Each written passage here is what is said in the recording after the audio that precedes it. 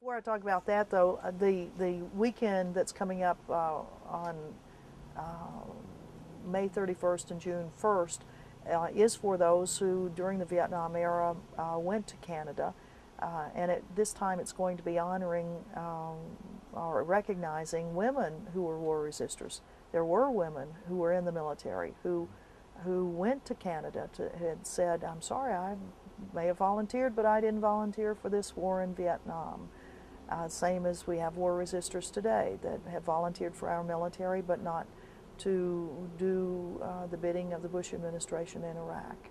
Um, I will be going up to protest my exclusion from Canada. I've now been put on the FBI's National Crime Information Center database for peaceful nonviolent protest of Bush administration policies, arrests in front of the White House for refusing to move off a sidewalk, disruption of Congress, all of these things payable by fine, generally less than a parking ticket. But they have now, the FBI has these incidents listed on the National Crime Information Center database, which they are pushing other countries to use as their database to determine who comes into the country.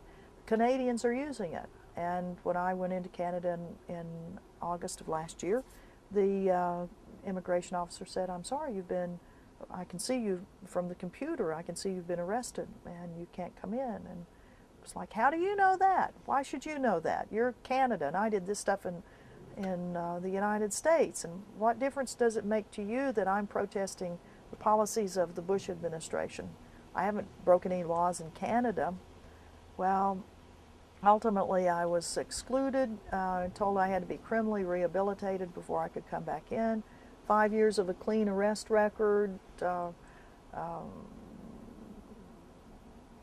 Well, that's not going to happen under the Bush administration and putting pressure on the next administration. But anyway, we're going to go up in next week to test the system again and see if, with the help of some Canadian lawyers who have been very instrumental in helping war resistors, to see if the Canadians will let myself and one of the Code Pink founders, Medea Benjamin, who also has a record of peaceful nonviolent protest, go into the country and participate as part of the keynote activities on Sunday.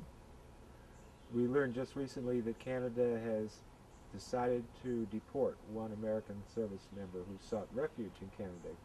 Corey Glass has been ordered to leave Canada by June 12th. His plea for refugee status, humanitarian status, was denied just recently by the Canadian government.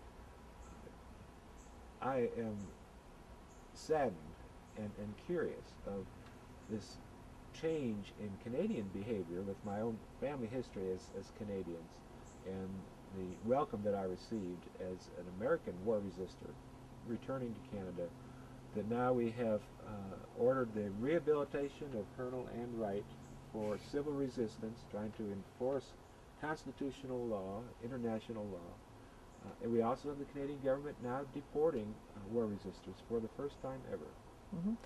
It's a sad state of change in the government of Canada. I wouldn't say in necessarily the people of Canada. I think most of the people still of Canada consider themselves to be a welcoming people, and most of the parliamentarians seem to.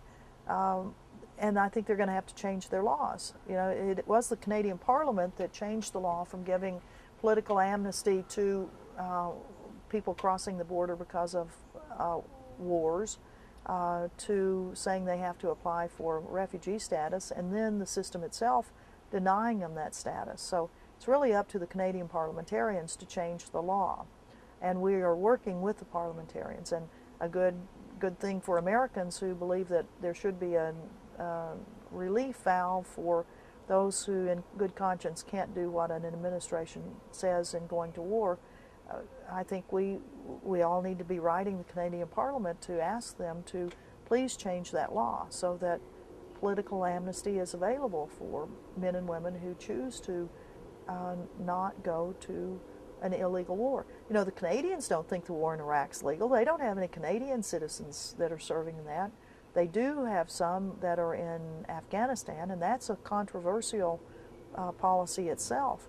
But I think I would certainly like to urge everyone to write parliamentarians, and you can find the addresses of those who probably will be the most instrumental in changing this on the website called couragetoresist.org. And there are some sample letters that you can look at and see which part of them you like to use in letters. But email those parliamentarians to say, listen, we need help. We need help from our own because our own government is doing criminal things. We need for aid from other governments to help those who are resisting illegal and criminal acts of our government.